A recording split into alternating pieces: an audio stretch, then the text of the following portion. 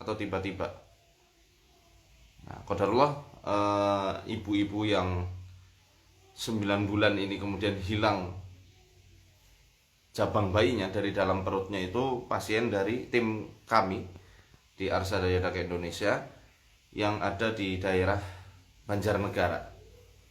Ya, akhirnya kita ke sana bareng-bareng sama tim saya itu yang bidan.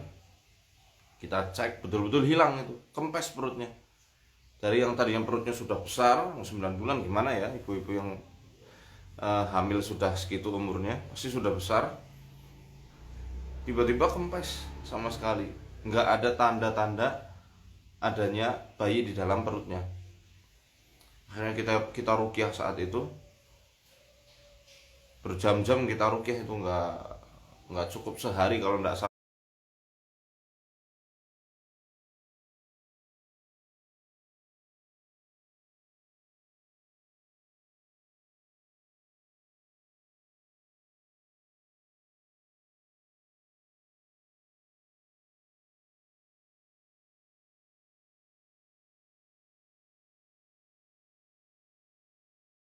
salah, karena waktu itu kita juga ada terapi di kolam renang. Kita bacakan surat Al-Baqarah full dari ayat 1 sampai 286, hampir 3 juz full kita ruqyah, dari awal sampai akhir surat Al-Baqarah. Kemudian pas kita bacakan di tengah-tengah, itu bayi yang tadinya hilang kembali lagi, langsung besar lagi perutnya. Karena kita tidak mau ketipu, khawatir itu hanya sekedar angin yang dihembuskan oleh bangsa jin, diceklah sama tim kami yang bidan ini. Ternyata betul, memang betul-betul kembali lagi ada gejolan kaki, ada hentakan kaki bayi dari dalam perutnya. Semua bertakbir saat itu. Qadarullah, nggak selang berapa lama hilang lagi bayinya, kempes lagi. Terus itu kita kayak rebutan antara peruqyah sama yang ngambil itu, sampai akhirnya kita masukkan ke kolam renang. Nah disitulah ya, kenapa kok kolam renang, wallahu a'lam bishawab ya. Waktu itu saya kayak ada kerentek dalam hati, ini terapinya kolam renang, bismillah ya, karena kemambang gitu ya, kemambang dan semuanya tertekan oleh air ya, yang berlawanan dengan elemen penciptaan bangsa jin itu sendiri. Akhirnya betul-betul kembali setelah dari kolam renang, kita semua sujud syukur, dan ya bayi itu betul-betul balik. Sampai setelahnya ada kabar katanya hilang lagi, wallahu a'lam, kita lost kontak setelah itu. Tapi setelah dari kolam renang itu memang betul-betul balik lagi, dan rekam medisnya betul-betul ada itu, dari awal mula kehamilan ya, di 1 bulan sampai 4 bulan sampai di 9 bulan memang betul-betul ada bayinya. Jadi bukan hamil hamil anggur, bukan hamil bohong-bohongan, memang betul-betulan ada buku catatannya di bidan setempat. Nah pertanyaannya kan, ini hilangnya karena apa? Banyak faktor teman-teman. Pertama bisa memang karena ulah bangsa jin, tapi bangsa jin yang menghilangkan bayi atau memindahkan bayi dari dalam rahim ibunya keluar ke suatu tempat, itu tidak akan bekerja sendirian. Ibaratnya gabut banget mereka itu, cuma nyuri bayi manusia kalau tidak ada tujuan yang lebih besar. Tentu kan mereka juga bekerja secara cerdas juga. Oleh karenanya yang bisa mindah antar dimensi ini, sihir teleportasi, mirip kayak punya Hyundai Mehokage, teleportasi gitu ya, Hiraishi no Jutsu. Nah itu tidak sembarang jin bisa melakukan hal tersebut. Kalau teleportasi itu kan memindahkan antara diri kita dari satu tempat ke tempat yang lain, itu teleportasi. Cuma kalau sihir teleportasi ini bukan hanya sekedar memindahkan jasad mereka sendiri, tapi memindahkan apa-apa yang ada di alam manusia dari satu tempat ke tempat yang lain. Nah, ini butuh keahlian dan profesionalisme dari bangsa jin, dan makanya nggak semua jin itu bisa melakukan hal ini. Dan sihir teleportasi memindahkan barang dari satu tempat ke tempat yang lain tidaklah bisa dilakukan kecuali oleh afarit. Afarit ini jamak dari ifrit, ya, ifrit yang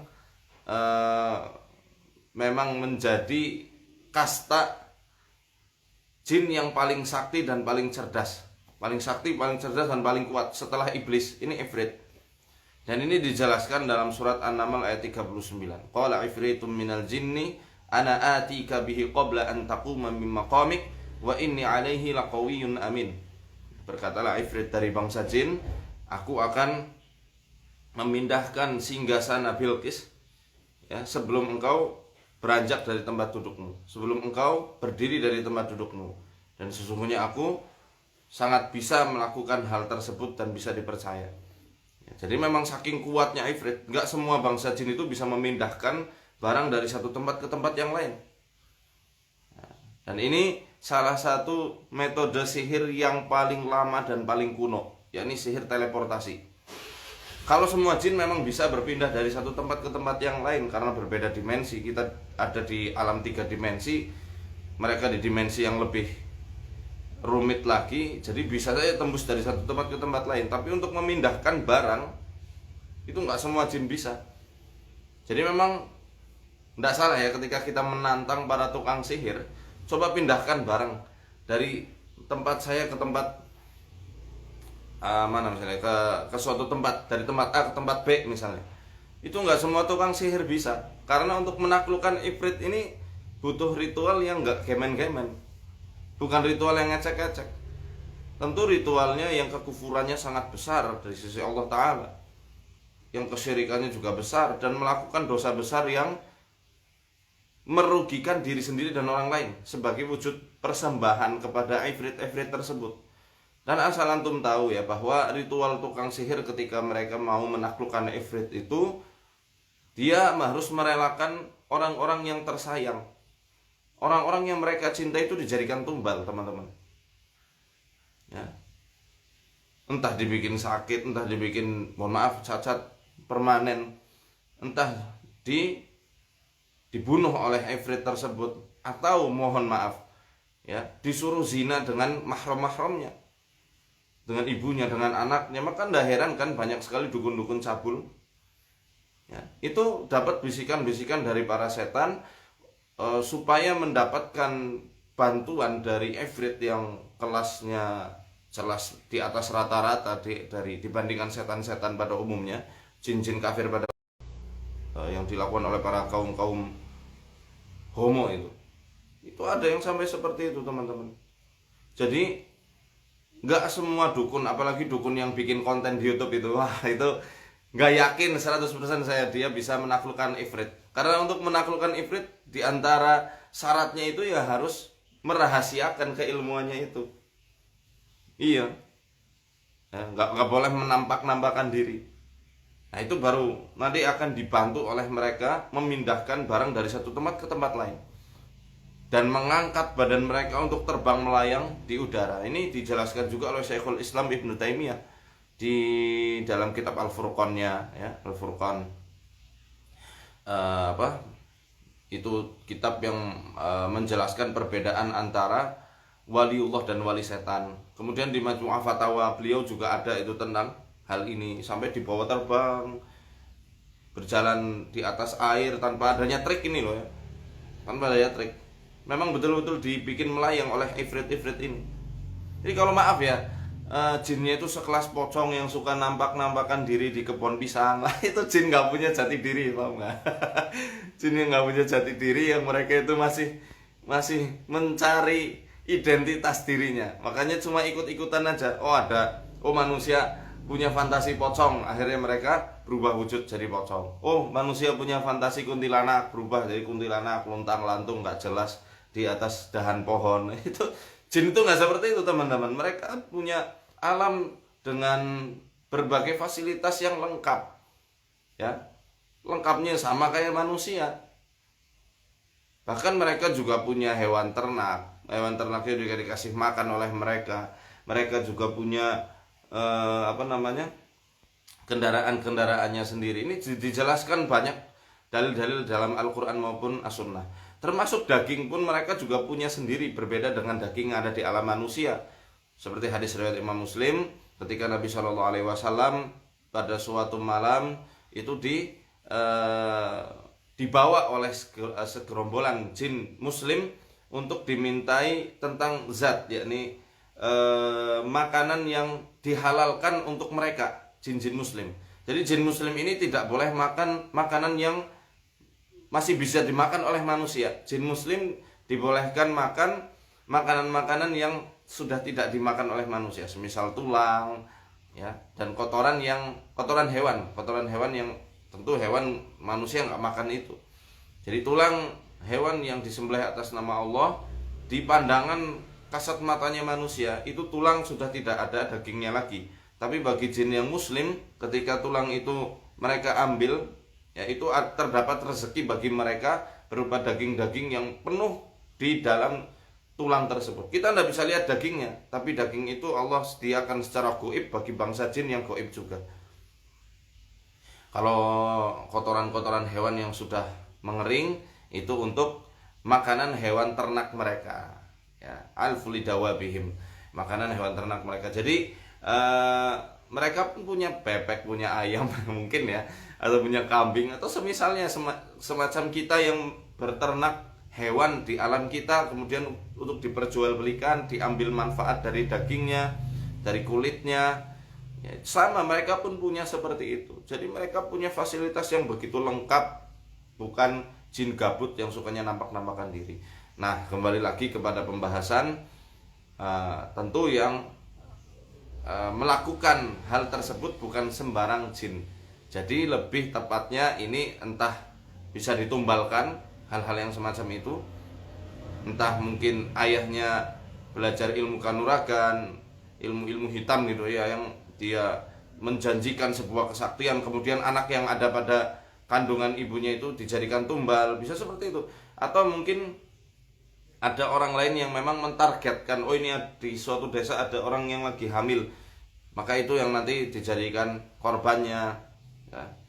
Kemudian banyak faktor, ya. Tentunya ini bukan hanya sekedar jin biasa, melainkan ifrit yang sudah bersekutu dengan manusia. Jadi apa itu? Ya, sihir namanya. Itu sihir. Ya. Kalau ain bisa enggak? Ain bisa dan lebih sangar lagi daripada sihir.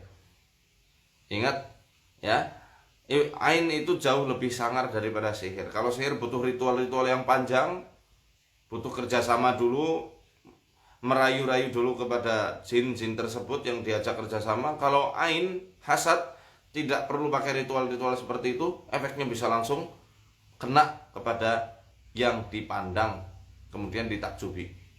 Makanya Rasul SAW bersabda, "Aktsaru man yamutu min ummati ba'da qada'illahi wa qadarihi bil ain."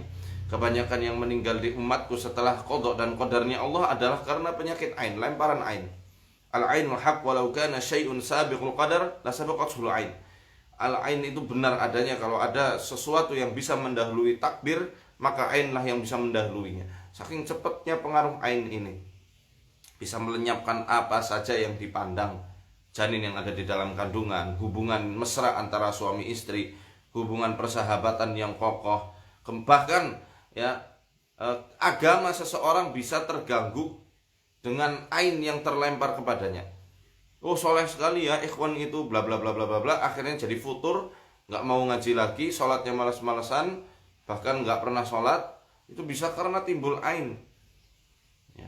Jadi sering-seringlah meruqyah diri sendiri, ya, termasuk saya pribadi. Peruqyah itu tidak ada jaminan keamanan dari Allah Ta'ala. Makanya, ya, ketika pagi petang, ya, setelah subuh bacalah zikir pagi petang, walaupun misal hafalnya ayat kursi, Al-Ikhlas 3 kali, Al-Falaq 3 kali, An-Nas 3 kali, itu sebenarnya sudah sangat mencukupi. Tapi alangkah baiknya baca semua, ya. Oke. Nah, ifrit tadi yang dijadikan media kerjasama oleh para tukang sihir itu kadang-kadang mengambil janin yang ada dalam kandungannya. Ya, kalau saya boleh share ya, saya pernah menangani kasus semacam ini di keluarga saya. Waktu umur 4 bulan, 4 sampai 5 bulan lah kalau tidak salah itu. Itu betul-betul hilang dan saya kerjasama juga sama teman-teman saya. Dari tim kami kan ada yang ahli di bidang medis, betul-betul hilang itu kondisinya.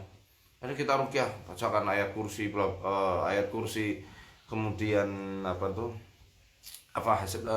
surat Al-Mu'minun Al-Mu'minun dari ayat 97 kalau tidak salah sampai akhir ayatnya. Saya bacakan terus sampai akhirnya bolak-balik itu bisa kembali lagi janinnya. Dan ini permanen kembalinya ya, karena kita jaga terus. Lalu apa yang bisa kita jaga, yang bisa kita baca untuk menjaga janin yang ada di kandungan supaya tidak hilang-hilang terus? Bacalah doa perlindungan yang diajarkan Nabi SAW. Ya, utamanya baca ayat kursi, kemudian Al-Ikhlas 3 kali, Al-Falaq 3 kali, An-Nas 3 kali. Baca surat-surat itu ya, kemudian ditiupkan ke perut ibunya atau ibunya sendiri yang suruh zikir. Nah, tiupkan ke tangan, diusapkan. Bismillahirrahmanirrahim, la yadurru ma'asmihi syai'un fil ardi wala fis sama'i wa huwas samiul alim. Itu dibaca 3 kali. A'udzu bikalimatillahi tammati min syarri ma khalaq, baca juga 3 kali.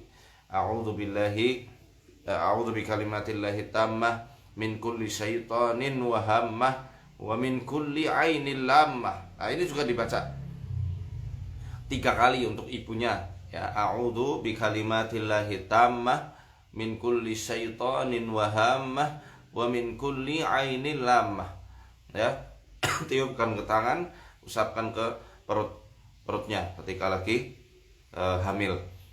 Kemudian kalimat tamah yang diajarkan Jibril kepada Rasul sallallahu alaihi wasallam ketika Isra Mi'raj bisa juga dibaca, tapi agak panjang ya. A'udzu bikalimatillahi tammati allati la yujawizuhunna barrun wala fajir min syarri ma khalaqa wa dara'a wa bara' wa min syarri ma yanzilu minas sama'i wa min syarri ma ya'ruju fiha wa min syarri ma dara'a fil ardi wa min syarri ma yakhruju minha wa min syarri fitanil laili wan nahar wa min syarri kulli tariqin illa tariqan yatruku bi khairin ya Rahman.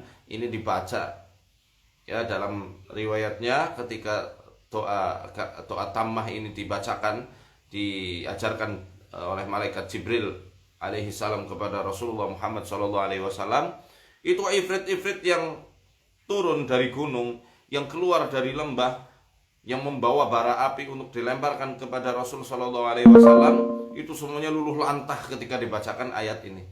Dibacakan doa ini. Saya ulangi sekali lagi.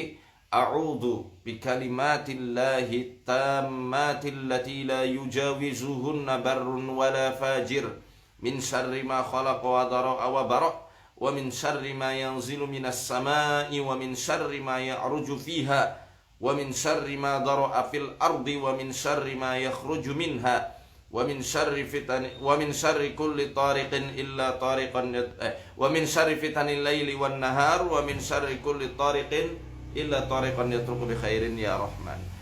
Doanya sudah pernah saya posting, nanti bisa di scroll atau nanti insya Allah saya posting ulang di feed ya. Tetapi ingat, ketika surat Al-Falaq dan surat An-Nas ini turun, Rasulullah SAW lebih mengutamakan membaca Al-Falaq dan An-Nas. Kenapa? Karena kalamullah ya, Al-Quran keutamaannya bagaikan rembulan purnama, bulan purnama dibandingkan bintang-bintang yang ada di langit di malam yang pekat. Jadi kalau misal nggak hafal doa-doa tadi, cukup baca Al-Falaq dan surat An-Nas.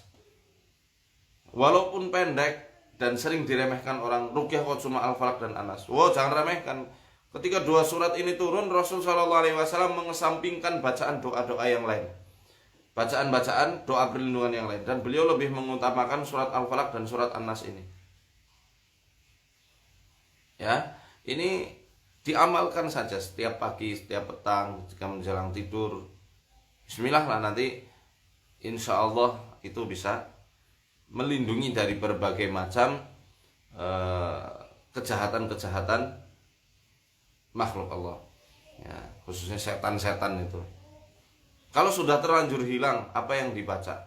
Kalau saya membaca Al-Baqarah, ya, berdasarkan hadis Nabi Shallallahu Alaihi Wasallam, Iqra'u surat Al-Baqarah, bacalah oleh kalian surat Al-Baqarah. Fa inna akhdaha barakah, karena membaca surat Al-Baqarah, menghafalnya, kemudian mengambilnya sebagai wasilah, itu akan mengundang keberkahan dari sisi Allah.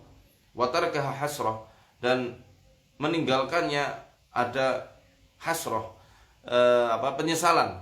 Wala tastati'uhal batalah, dan para tukang sihir tidak akan bisa mengungguli surat Al-Baqarah. Makanya saya lebih menganjurkan untuk kalau sudah betul-betul hilang gitu ya, baca surat Al-Baqarah. Dari ayat berapa? Ayat 1 sampai 286. Jangan males lah. Baca sendiri ya. Kalau mau diperdengarkan pakai MP3 ya nggak apa-apa, tapi ya lebih utamanya dibaca sendiri, untuk melatih kekhusyuan, untuk juga ya supaya kita dapat pahala dari sisi Allah Ta'ala, pahala membaca Al-Quran sekaligus pahala menolong saudari kita yang sedang ditimpa musibah itu. Baca Al-Baqarah. Kalau misalnya perlu ya, nanti bisa diterapi dengan cara ngambang di kolam renang, supaya tulang belakangnya itu nanti lurus, semua badan juga kena air. Ya. Bismillah ya. Baik. Saya baca pertanyaan-pertanyaan di kolom komentar. Kapan ke Pekanbaru Riau? Belum tahu. Terapi kolam renang itu selain bagus untuk terapi tulang belakang adalah keseimbangannya, ya, keseimbangannya, mentalnya. Kalau orang pintar renang, orang yang lagi berenang itu kan menggabungkan semua, gabungin rasanya, pikirannya, olah nafasnya, badannya juga ikut digerakkan. Pokoknya luar biasa sunnah Nabi Shallallahu Alaihi Wasallam itu.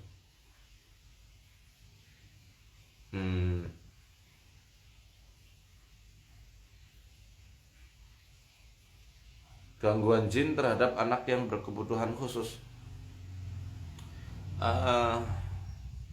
Maksudnya ketika sudah lahir begitu.